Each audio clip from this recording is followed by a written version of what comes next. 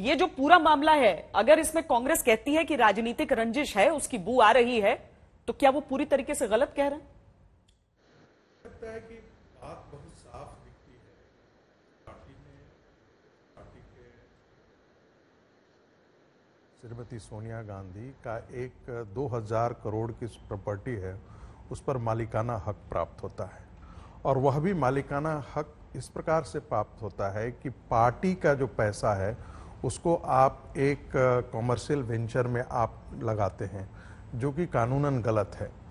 और यदि 76% का शेयर होल्डिंग यदि आपके पास आ जाता है, और बाकी और सारे लोग जो उसमें हैं, चाहे वो अब दिवंगत ऑस्कर फर्नांडिस हो, मोतीलाल वोरा हो, हुड्डा जी हो, ये सारे, तो इस पर एक सवाल तो बनता है। और मुझे लगता है कि यदि ईडी के ही सिर्फ बुलाने से उनको लगता है कि बहुत गलत हो रहा है, तो हमें यह नहीं भूलना चाहिए कि इस देश में प्रधानमंत्री तक को डिस्ट्रिक्ट कोर्ट में हाजिर होना पड़ा है, और वह भी क्रिमिनल केस में। यहाँ तक कि डिस्ट्रिक्ट कोर्ट ने उनको 3 साल के लिए सजा भी मुकर्रर कर दिया था, उनको, बूटा सिंह को। तो सिर्फ इस बात के लिए कि चूंकि राहुल गांधी और श्रीमती सोनिया गांधी ये मान करके चलते हैं, कांग्रेस पार्टी ये मान करके चलती है कि ये देश के प्रथम नागरिक हैं, राष्ट्रपति देश का प्रथम नागरिक, ऐसे कानून तो होता है। लेकिन श्रीमती सोनिया गांधी और राहुल गांधी और उनका पूरा परिवार ये मानता है कि वो देश के प्रथम, द्वितीय, तृतीय नागरिक हैं। वो कानून से परे हैं, वो कानून की प्रक्रिया से परे हैं, वो कैबिनेट का नोट फाड़ सकते हैं। गौरव भाटिया जी, चूंकि आवाज आपको पहुंच नहीं पाई थी, ईडी को कठपुतली बताया जा रहा है भारतीय जनता पार्टी का। कहा जा रहा है कि जो सरकार का आदेश, ईडी उसका पालन कर रही।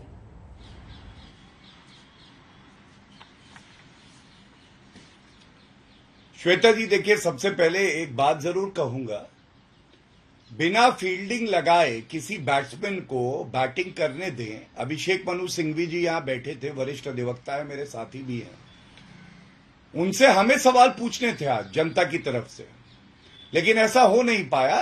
तो मैं अब कुछ बातें आपके चैनल पे रख देता हूं। आज आपने देखा किस तरह से भ्रष्टाचार के जुड़वा भाई कांग्रेस पार्टी और आम आदमी पार्टी दोनों क्या दलील दे रहे हैं। यह राजनीतिक द्वेष का मामला है। मैं सबसे पहले यह पूछना चाहता हूं कि क्या ईडी की ताकत अब इन्हें पता चली, जो कभी सीबीआई और ईडी को पिंजरे का तोता बना के रखती थी। सोनिया गांधी कहती थी ईडी के और सीबीआई के डायरेक्टर को कि घर आओ, सारे गलत काम, भ्रष्टाचार होता था।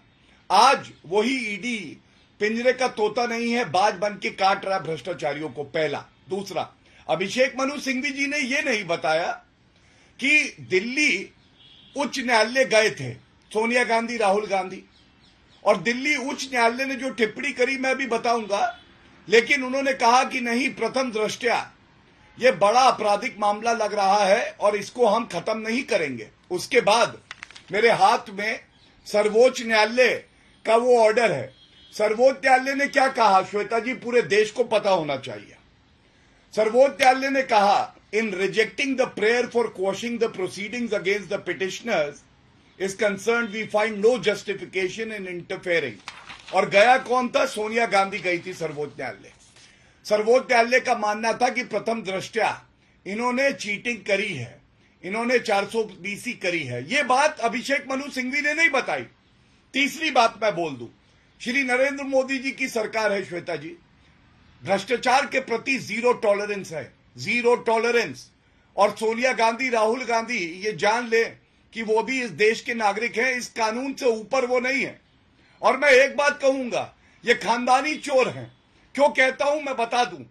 सबसे पहले सोनिया गांधी जी बेल पे हैं भ्रष्टाचार के मामले में, राहुल गांधी बेल पे हैं भ्रष्टाचार के मामले में, और रॉबर्ट वाड्रा ने एंटीसिपेटरी बेल ले रखी है, वो भी भ्रष्टाचार के मामले में। आप मुझे बताइए, देश को लूटे और उसके बाद ईडी सीबीआई अपनी कार्रवाई ना करे। और मैं चुनौती देता हूं कांग्रेस के प्रवक्ता को, यहां पे बैठे हैं, श्री नरेंद्र मोदी जी जब से देश के प्रधानमंत्री बने हैं, एक मामला दिखा दे, एक मामला जिसमें उच्च न्यायालय या सर्वोच्च न्यायालय ने जो चार्जशीट और एफआईआर हो उसको क्वॉश किया हो। नहीं मिलेगा। ये क्या दर्शाता है कि CBI, ED, income tax, police अपना काम कर रही है और ये भ्रष्टाचारी अब डरे हुए हैं। ये डर अच्छा है श्वेता जी, क्योंकि जो भ्रष्टाचार करेगा उसको कानून से, ईडी से डरना चाहिए।